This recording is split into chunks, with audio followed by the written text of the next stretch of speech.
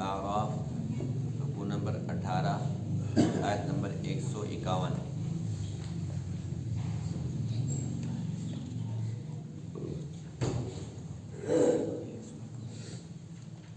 اعوذ باللہ من الشیطان الرجیم، بسم اللہ الرحمن الرحیم۔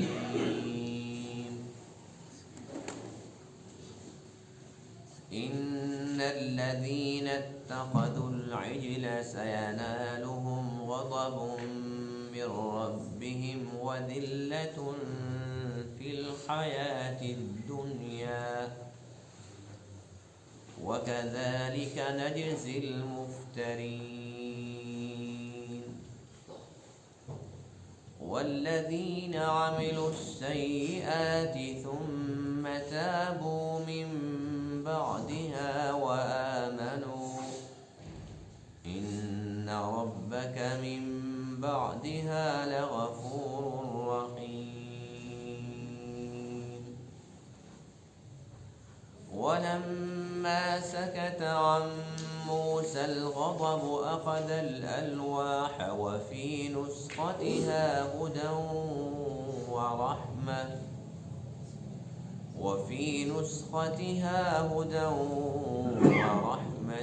للذين هم لربهم يرهبون۔ صدق اللہ العظیم۔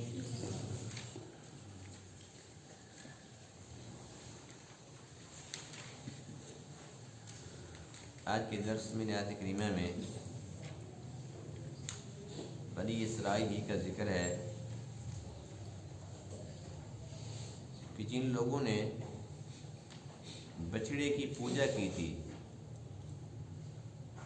ان کے لیے اللہ تعالیٰ کا حکم یہ تھا کہ اگر تم توبہ کرنا چاہتے ہو تو اپنی جانوں کا نذرانہ پیش کرو۔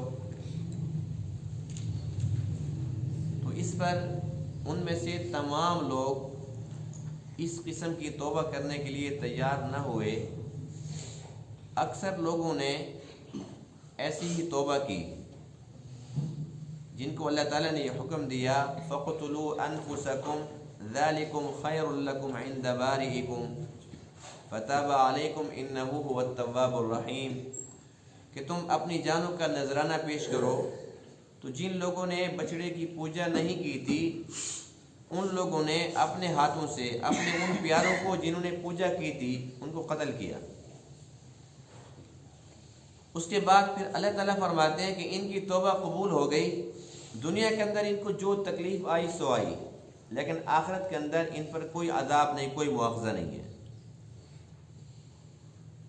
ان میں سے کچھ لوگ ایسے تھے جو ڈر گئے کہ بھئی اتنی بڑی سخت شرط ہے کہ اپنی جانوں کا نذرانہ پیش کرنا پڑے گا، تو وہ کہنے لگے کہ ہم تو توبہ نہیں کرتے، اور اس بات کو گول مول کر گئے۔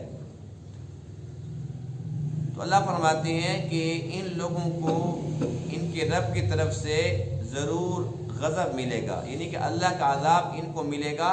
دنیا کے اندر بھی یہ لوگ ذلیل ہوں گے اور آخرت کے اندر بھی ان کو عذاب ملے گا، اس لیے کہ یہ مشرک ہیں اور مشرک کے ساتھ ساتھ مرتد بھی ہیں۔ اس لیے کہ پہلے تو یہ مسلمان تھے، اس کے بعد پھر انہوں نے کفر کیا، تو ان کی سزا تو وہی تھی واجب القتل، جس کے لیے ان لوگوں نے اپنے آپ کو پیش نہیں کیا۔ تو اللہ فرماتے ہیں کہ قیامت کے دن اللہ کے عذاب سے یہ لوگ نہیں بچ سکتے۔ اور کل کے درس میں ہم نے پڑھا تھا کہ جب موسیٰ علیہ السلام نے یہ سارا کچھ دیکھا تھا کہ یہ لوگ سب کے سب بچڑے کے سامنے جھکے پڑے ہیں اور بچڑے کو اپنا الہ مان رہے ہیں، تو وہ غضبناک ہو گئے تھے، غصے میں آ گئے تھے اور افسوس بھی فرما رہے تھے۔ تو اپنی تختیاں جو تھی تورات کی وہ آپ نے ایسے نیچے ڈال دی تھی۔ اب جب ساری کی ساری حقیقت سامنے کھل کے آ گئی، پھر اپنے بھائی کی حالت کو بھی دیکھا کہ ان کا تو کوئی قصور نہیں ہے، تو اللہ تعالیٰ سے اپنے حق میں، اپنے بھائی ہارون کے حق میں دعا کی۔ اب اللہ فرماتے ہیں کہ جب میرے موسیٰ کا غضب ختم ہو گیا، جب وہ غصہ ختم ہو گیا، تو سب سے پہلے وہ تختیاں اٹھانے لگے۔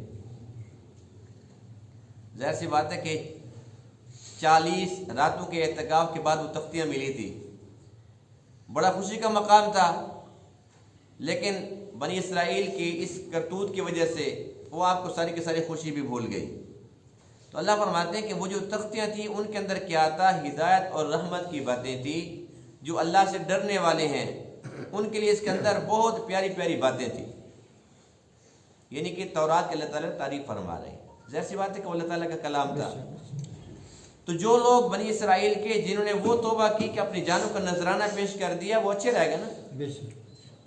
اور جو لوگ ڈر گئے کہ آج وہ زندہ ہیں، جی مر گیا نا، پھر بھی مر گئے، لیکن مرنے کے بعد اب وہ تکلیف بھگت رہے ہوں گے اور آخرت کا عذاب پھر باقی ہے۔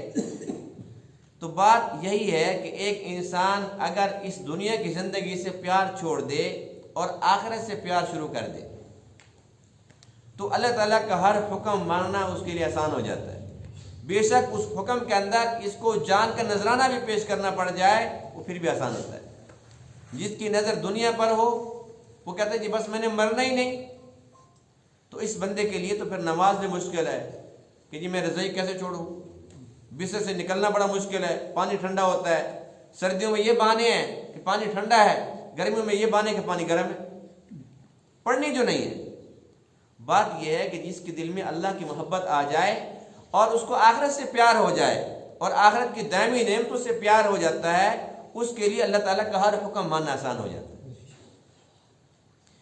ان الذین اتخذوا العجل، بے شک وہ لوگ جنہوں نے بچڑے کو اپنا الہ بنایا تھا، سینالہم غضب من ربہم، یقیناً ان کو ان کے رب کی طرف سے غضب ملے گا، وذلۃ فی الحیات الدنیا، اور دنیا کی زندگی کے اندر بھی ان کو ذلت ملے گی، وکذالک نجزی المفترین، اور اسی طرح ہم جزا دیتے ہیں افتراء کرنے والوں کو، جھوٹ گھڑنے والوں کو، والذین عملوا السیئات، اور وہ لوگ جنہوں نے برے کام کیے، ثم تابوا من بعدها، پھر اس کے بعد انہوں نے توبہ کر لی، وآمنوا، اور وہ پکے مومن بن گئے، ان ربک من بعدها، بے شک تیرا رب اس کے بعد لغفور الرحیم، البتہ بہت زیادہ معاف کرنے والا، بڑا ہی رحم کرنے والا ہے۔ ولما سکت عن موسیٰ الغضب، اور جب موسیٰ علیہ السلام کا غصہ جاتا رہا، اخذ الالواح، آپ نے وہ تختیاں اٹھائی، تختیوں کو پکڑا، وفی نسختها، اور ان تختیوں کے اندر کیا لکھا ہوا تھا؟ ہدی و رحمہ، اس میں ہدایت اور رحمت کی باتیں تھی، للذین، ان لوگوں کے لیے، ہم لربہم یرہبون، جو اپنے رب سے ڈرتے ہیں۔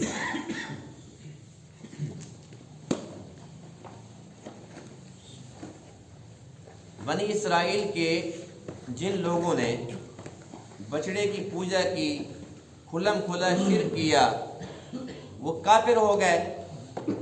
اور ایک وہ کافر ہوتا ہے جو شروع سے کافر ہو، ایک وہ مشرک ہوتا ہے جو شروع سے مشرک ہو۔ یہ اگرچہ کافر اور مشرک ہی رہے، اس کے لیے یہ سزا شریعت کی نہیں ہے کہ یہ واجب القتل ہے۔ ایک انسان جو مسلمان ہو، مومن ہو، اس کے بعد پھر وہ کفر والا کام کرتا ہے، پھر وہ مشرک بن جاتا ہے، پھر وہ اپنا مذہب تبدیل کر دیتا ہے، تو اللہ کے نبی نے اس کی سزا مقرر فرمائی ہے۔ اللہ کے نبی فرماتے ہیں من بدل دینہ فاقتلوہ، جو اپنا دین تبدیل کر دیتا ہے اس کو قتل کر دو۔ یہ سزا کیوں ہے؟ اتنی بڑی سزا کہ یہ واجب القتل ہو گیا۔ ہمارے امام صاحب امام اعظم ابو حنیفہ رحمہ اللہ فرماتے ہیں کہ جو بندہ مرتد ہو جاتا ہے تو اس کو 3 دن تک قید کر دو، 3 دن کی اس کو مہلت دو، اور اس مہلت کے دوران جو اہل علم لوگ ہیں وہ اس کے پاس جائیں اور اس کو مطمئن کرنے کی کوشش کریں، اس کو سمجھائیں کہ بھئی کیا وجہ ہے کہ تو کیوں اسلام سے پھر گیا، تو کیوں مرتد ہو گیا ہے، تو نے کیا ایسی بات دیکھی ہے جو اس کے دل کے اندر شیطان نے کوئی وسوسہ ڈالا ہے، کوئی خلش پیدا ہو گئی ہے، تو اہل علم حضرات وہ اس کو دور کرنے کی کوشش کریں۔ اس لیے کہ شریعت کا مزاج نہیں ہے کہ بس ایسے گردنیں اڑاتے چلے جاؤ، اس کو موقع دو، لیکن 3 دن تک اگر وہ اہل علم کی باتوں سے مطمئن نہیں ہوتا تو وہ کہتے ہیں نہیں جی بس مجھے اسلام سے نفرت ہو گئی ہے، بس میں کافر ہی ٹھیک ہوں، تو اب اللہ کا حکم یہ ہے کہ اس کو قتل کر دیا جائے۔ یہ سزا اس لیے ہے، اگر یہ سزا ایسی نہ ہوتی تو پھر اسلام کھیل تماشا بن جاتا۔ صبح لوگ کلمہ پڑھ لیتے اور شام کو پھر مشرک، شام کو کلمہ پڑھتے صبح پھر وہ کافر، تو اسلام کا ایک مذاق بن جاتا، تماشا بن جاتا۔ اتنی بڑی سزا اللہ نے رکھی ہے تاکہ جو بندہ ایسی حرکت کرنا چاہتا ہے تو اپنے انجام کو ذرا سوچے کہ تیرا پھر انجام کیا ہو۔ یعنی اللہ تعالیٰ یہ چاہتے ہیں کہ کوئی بھی شخص اسلام لاتا ہے تو اچھی بات ہے، اسلام نہیں بھی لاتا تو پھر اسلام کی بدنامی کا سبب نہ بنے۔ تو ان لوگوں نے ایسی ہی حرکت کی تھی، پھر اللہ تعالیٰ نے ان کو فرمایا کہ توبہ کرتے ہو تو تمہارے لیے ابھی بھی یہی ہے کہ تمہیں ہم قتل تو کریں گے، جانوں کا نذرانہ پیش کر دو تو آخرت کے اندر تمہیں جنت ملے گی۔ اب یہ سودا سستا تھا کہ مہنگا تھا؟ سستا تھا نا، مرنا تو ویسے بھی ہے، آج بھی مرنا ہے، 10 سال بعد مرنا ہے، سال بعد مرنا ہے، مہینے بعد مرنا ہے، مرنا تو ہے نا۔ جب مرنا ہے تو پھر انسان اللہ کے حکم کے مطابق کیوں نہ مرے؟ اچھا، اور پھر پہلے پتہ چل جاتا ہے نا کہ اب یہ سزا آئے گی تو اب ہاں بھی تلوار اس کو دے دی اور اب اس کو ہاں جی اس کو مارو، تو اس سے پہلے وقت بندے کو پتہ چل جاتا ہے کہ اب میں نے مرنا ہے۔ مرنے سے پہلے انسان سچے دل سے توبہ بھی کر لیتا ہے، پکا مومن بھی بن جاتا ہے، اللہ تعالیٰ کو راضی بھی کر لیتا ہے، اللہ کے سامنے رو بھی لیتا ہے، اللہ کو منا لیتا ہے، تو پاک صاف تو ہو جاتا ہے۔ اب جیسے ہی جان کا نذرانہ پیش کرتے ہیں تو سیدھا جنت میں چلا جاتا ہے۔ تو یہ 20-25 ہزار کی جو تعداد تھی، ان لوگوں نے قربانی پیش کی، لیکن کچھ بنی اسرائیل نے کہا کہ ہم تو یہ کام نہیں کرتے، ڈر گئے نا، ہم یہ کام نہیں کرتے۔ تو اللہ فرماتا ہے کہ کوئی بات نہیں، تم اگرچہ چھپا دو، یعنی کہ جب ہزاروں کی تعداد میں لوگ تھے، اب جس نے خود کہا کہ مجھ سے یہ غلطی ہوئی ہے، جس نے اقرار کر لیا، یہ کسی نے کہا جی یہ بندہ بھی کر رہا تھا، اس نے کہا ہاں جی اتنے گواہ جو اکٹھے ہو گئے تو ٹھیک ہے۔ ایک بندہ ایسا ہو کہتا ہے جی کس نے کہا، مجھے تو پتہ ہی نہیں، ہمارے اتنا سچے بھی تو پھر رہے ہوتے ہیں نا، میرے پر الزام لگاتے ہو، میں نے تو بچڑا دیکھا ہی نہیں تھا، ابھی تو کیا ابھی تو جھکا پڑا تھا، اور بھائی میں تو نہیں تھا، کوئی اور ہوگا۔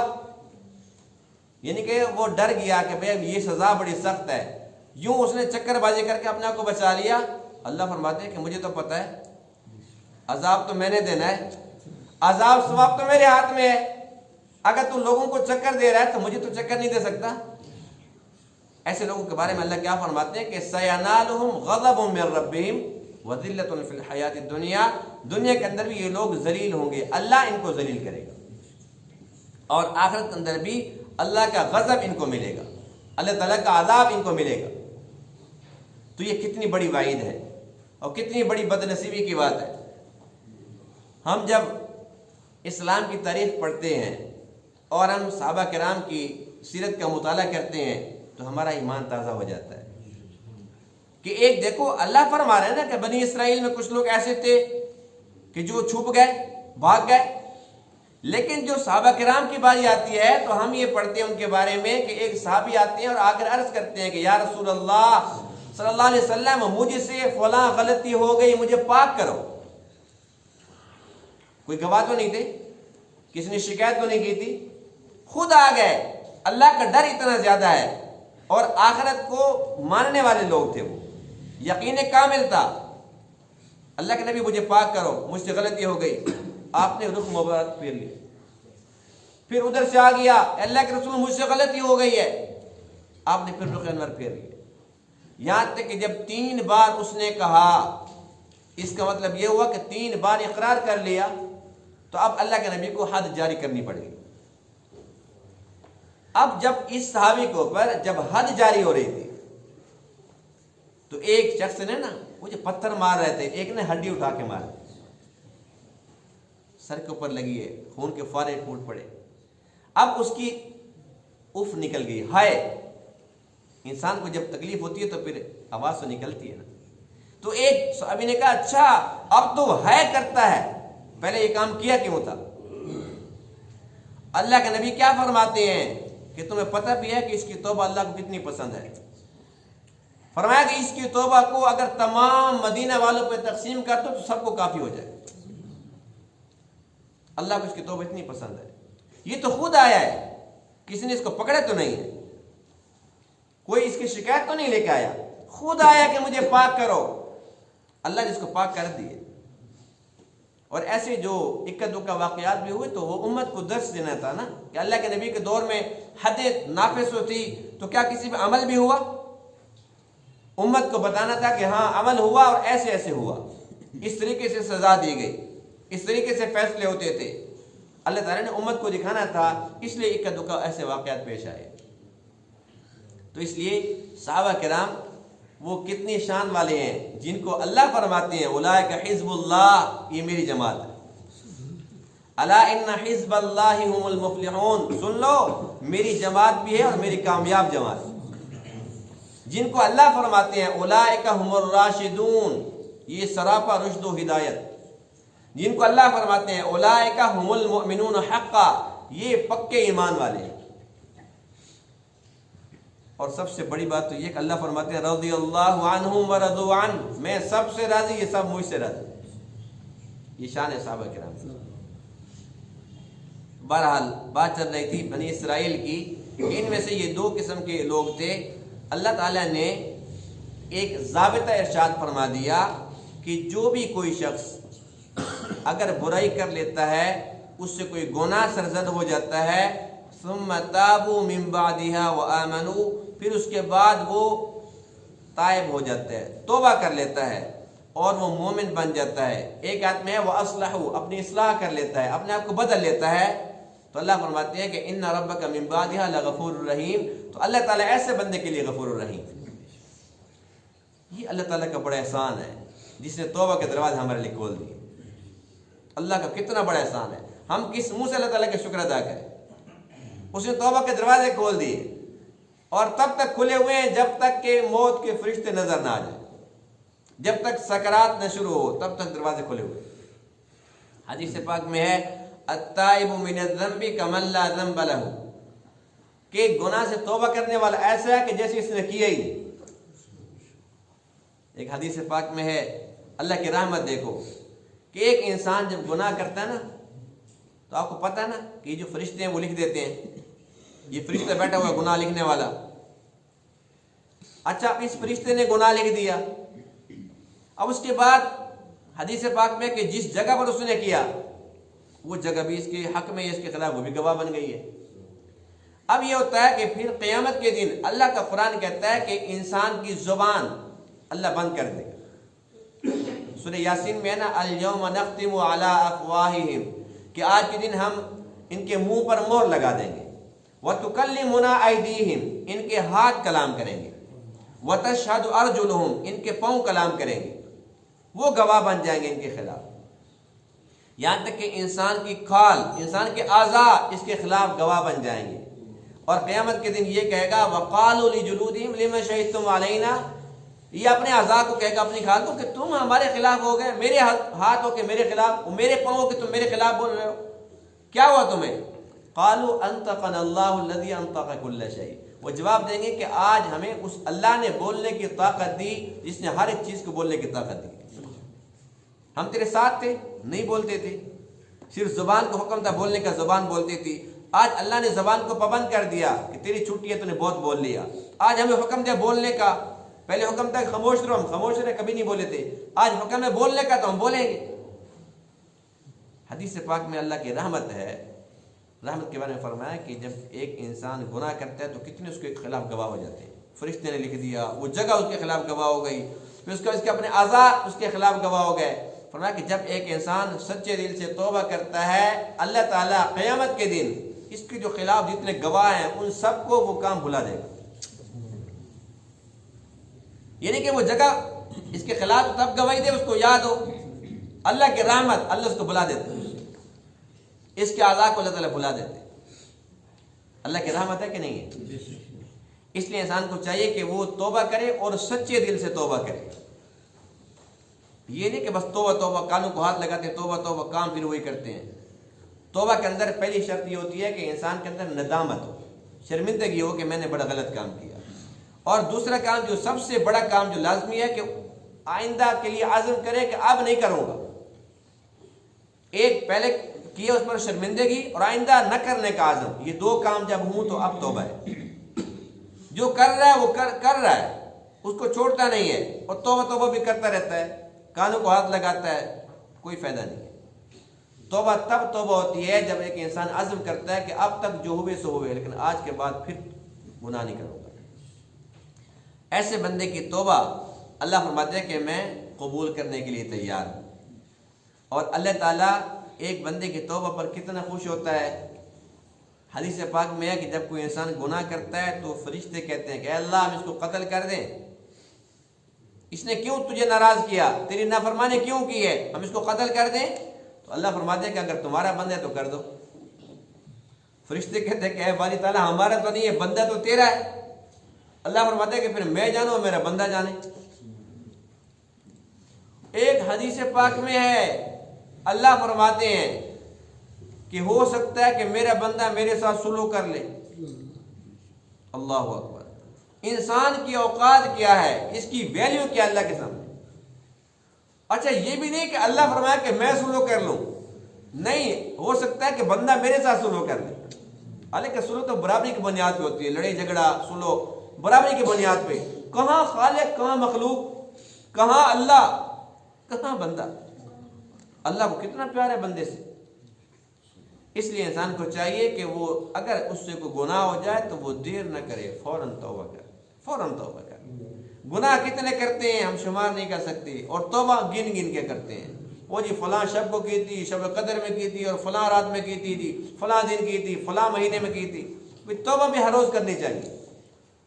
ایک مومن کی شان سے بعید ہے کہ صبح سے گناہ اور شام تک بغیر توبہ کے پھرتا رہے، شام کو گناہ اور صبح تک بغیر توبہ کے پھرتا رہے۔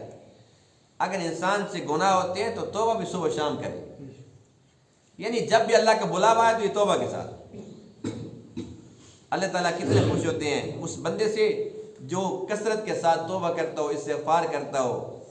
حدیث پاک میں ہے کہ اتنا کثرت سے توبہ استغفار کرو کہ شیطان مایوس ہو جائے۔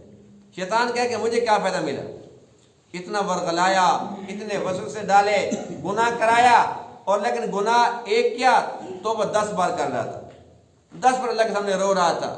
شیطان مایوس ہو جائے، اس کی جان چھوڑ کے چلا جائے۔ اتنی توبہ کرنی چاہیے۔ کہ جب موسیٰ علیہ السلام کو جب غصہ ختم ہوا تو آپ نے وہ تختیاں اٹھائی، اخذ الالواح، ان کو پکڑا۔ مختلف روایات میں یہ بات بھی آئی ہے کہ وہ جو تختیں تھیں نا وہ جنت کی کوئی دھات تھی جس سے وہ بنی ہوئی تھی، وہ جیسے غصے میں آپ نے نیچے ڈالی تھی وہ ٹوٹ گئی۔ اب آپ نے ان کو اٹھا تو لیا، لیکن ان کے اندر اللہ فرماتے ہیں کہ ہدایت اور رحمت کی باتیں تھی۔ جیسے کوئی چیز ٹوٹ جاتی ہے نا، اس کو پھر آپس میں جوڑ دیتے ہیں تو اس کا جو موضوع ہوتا ہے وہ سمجھ آ جاتا ہے کہ اصل یہ لکھا ہوا تھا، لیکن اس کے اندر تکلیف تو اٹھانی پڑ گئی نا، اور اس کے ذمہ دار بھی اصل میں وہ بنی اسرائیل کے لوگ تھے۔ حالانکہ اس میں ہدایت اور رحمت کی باتیں تھی، لیکن ان لوگوں کے لیے جو اپنے رب سے ڈرنے والے ہوں۔ قرآن مقدس میں بھی اسی طریقے سے ہدایت بھی ہے اور رحمت بھی ہے اور نور بھی ہے، سب کچھ ہے، لیکن کس بندے کے لیے؟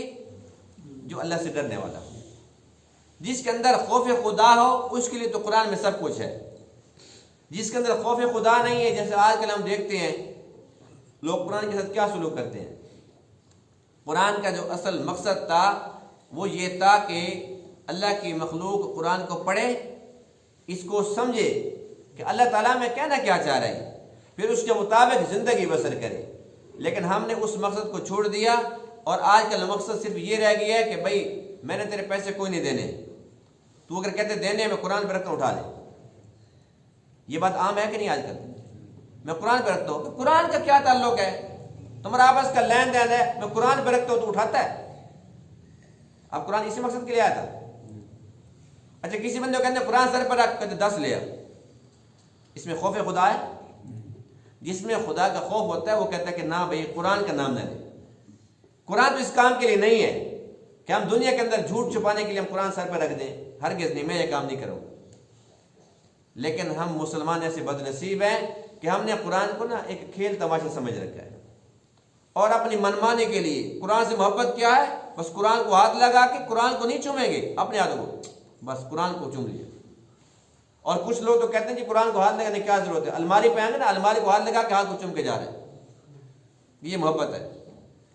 بھئی محبت کا تقاضا یہ ہے جس کے اندر خوف خدا ہے، جس کے اندر اللہ کی محبت ہے، اور اللہ کے کلام سے وہ ایسی محبت کرے گا، وہ تو اس کو پڑھے گا اور اس کو اٹھا کر اسی کو چومے گا۔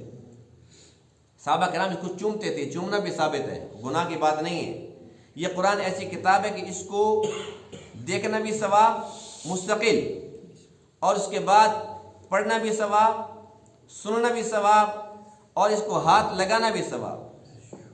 یعنی کہ بس اس کے اندر باہر صورت خیر و برکت ہے، لیکن اس چیز میں کوئی خیر و برکت نہیں ہے کہ قرآن سر پہ رکھو اور میں قرآن کے اندر پیسے رکھتے ہو تم اس کو اٹھا لو، فلاں بندے کو کہتا ہوں ہاں جی تو قرآن کی قسم اٹھاتا ہے، قرآن کی قسم اٹھاتا ہے، یعنی قرآن قسم کے لیے رہے گی، تو یہ بڑی دکھ کی بات ہے۔ اس لیے ہمیں چاہیے کہ ہم اللہ سے سچے دل سے محبت کریں، اور ساتھ ساتھ یہ کہ اللہ تعالیٰ سے ڈرتے بھی رہیں۔ دونوں چیزیں لازم ملزوم ہیں۔ الایمان بین الخوف والرجاء، ایمان جو ہے وہ خوف اور امید کی درمیانی کیفیت کرنا، یہ نہیں کہ بس صرف اللہ غفور رحیم ہے ایک کی طرف چل پڑے، یا یہ کہ بس اللہ تعالیٰ سے اتنا ڈر رہے ہیں کہ اس کی رحمت کی طرف دھیان ہی نہیں جا رہا، یہ بھی غلط ہے۔ دونوں صورتیں ہونی چاہیے، یعنی کہ خوف بھی ہے اور امید بھی ہے، لیکن خوف پہلے ہے امید بعد میں۔ ہمارا معاملہ الٹ ہے، امید پہلے ہے خوف بعد میں ہے۔ سب کو پتہ ہے نا کہ سب کے سب انشاءاللہ پل صراط سے گزر کے جائیں گے جنت میں، سب کو پتہ ہے نا؟ پل صراط کہاں پر ہے پتہ ہے؟ جہنم کے اوپر ہے۔ تو اس لیے جہنم پہلے کہ جنت پہلے ہے؟ جہنم پہلے ہے اور جنت بعد میں ہے۔ جہنم کے اوپر ایک پل ہے، پل صراط، اس کے اوپر سے انسان وہ گزر جائے گا جو کامیاب ہوگا۔ جو ناکام ہوگا، کسی کی نماز پوری نہیں ہے، کسی کا عقیدت درست نہیں ہے، کسی کے روزے ٹھیک نہیں ہے، کسی کے حقوق العباد کا معاملہ وہ ٹھیک نہیں ہے، تو وہ درمیان میں گر جائے گا، نیچے جہنم ہے۔